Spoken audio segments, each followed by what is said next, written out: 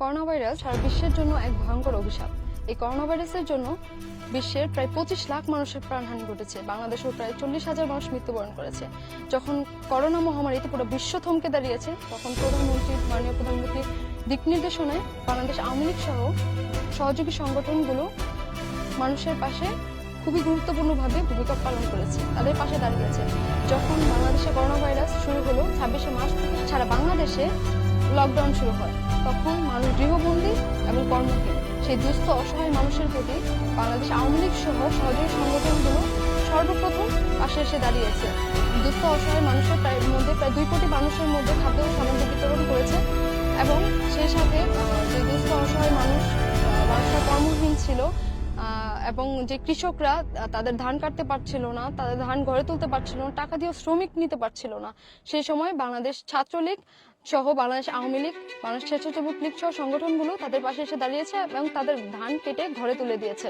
দেশের লকডাউনে বাংলাদেশের শিক্ষা ব্যবস্থায় এক পরিবর্তন সাধিত হয়েছে, কারণ তখন স্কুল কলেজগুলো বন্ধ হয়ে গিয়েছিল, ছোট ছেলেমেয়েরা পড়া থেকে ছুটে যাচ্ছিল। কিন্তু প্রধানমন্ত্রীর নির্দেশনায় বাংলাদেশে সর্বপ্রথম অনলাইন ক্লাসের সুযোগ চালু হয়। সেক্ষেত্রে বাংলাদেশ শিক্ষাক্ষেত্রে পিছিয়ে যায়নি এবং ছেলেমেয়েরা শিক্ষা থেকে ছুটে যায়নি। তারা তাদের শিক্ষা কার্যক্রম সঠিকভাবে পরিচালনা করতে পেরেছে।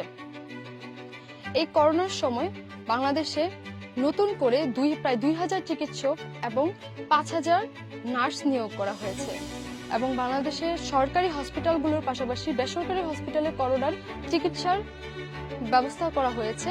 করোনা মহামারীতে বাংলাদেশ সরকারের যে সবচেয়ে বড় মুখ্য ভূমিকা ছিল, সেটি হচ্ছে দেশের জনগণকে ভ্যাকসিনের আওতায় আনা। আমাদের পার্শ্ববর্তী দেশ ইন্ডিয়াতে যখন টাকা দিয়ে ভ্যাকসিন কিনে জনগণকে নিতে হয়েছে, সেখানে বাংলাদেশ সরকার সম্পূর্ণ বিনামূল্যে প্রতিটি জনগণের জন্য ভ্যাকসিন নিশ্চিত করেছে এবং বাংলাদেশ জনগণ বিনামূল্যে ভ্যাকসিন নিতে সক্ষম হয়েছে। এইগুলো সম্পূর্ণই সম্ভব হয়েছে একমাত্র মাননীয় প্রধানমন্ত্রীর দূরদর্শিতার জন্য।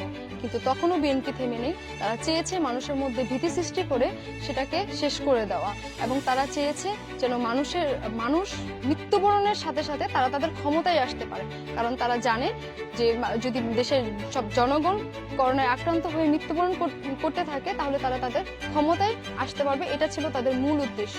সেক্ষেত্রে তারা ভ্যাকসিন নিয়ে, টিকা নিয়ে জনগণের মধ্যে একটা ভীতি সৃষ্টি করার চেষ্টা করেছে। কিন্তু আমরা দেখেছি সেই বিএনপির নেতাকর্মীরাই সবার প্রথম যখন ভ্যাকসিন সেবা চালু হয়েছে, তখন তারাই সর্বপ্রথম ভ্যাকসিন নিতে এসেছে। করোনা মহামারীতে এই সকল কিছুর পরে বাংলাদেশ সরকার শুধুমাত্র ভ্যাকসিন, প্রণোদনা, চিকিৎসা খাতের মধ্যে সীমাবদ্ধ থাকেনি, বরং করোনা আক্রান্ত মৃত ব্যক্তির যখন মৃত্যুবরণ করেছে, তার পরিবার দাফন কাফন করতে পারছিল না। সেখানে মাননীয় প্রধানমন্ত্রীর নির্দেশনায় একমাত্র বাংলাদেশ ছাত্রলীগ তাদের পাশে এসে দাঁড়িয়েছে এবং করোনা আক্রান্ত মৃত ব্যক্তির দাফন কাফন সম্পন্ন করেছে। বাংলাদেশ সরকার শুধুমাত্র সফলভাবে করোনা মোকাবেলা করেই ক্ষান্ত থাকেনি, বরং করোনা পরবর্তী সময়ে বাংলাদেশের চিকিৎসা খাতে ব্যাপক উন্নয়ন সাধন করেছে।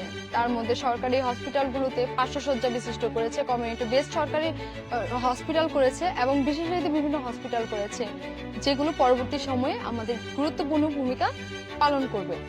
তরুণ প্রজন্মের একজন প্রতিনিধি হিসেবে বাংলাদেশ আওয়ামী লীগের কাছে আমার এটাই প্রত্যাশা, বাংলাদেশ সরকার যেভাবে করোনা মোকাবেলা করতে পেরেছে, সেভাবে যেন ভবিষ্যতে সব অনাকাঙ্ক্ষিত মহামারী আমরা কাটিয়ে উঠতে পারি।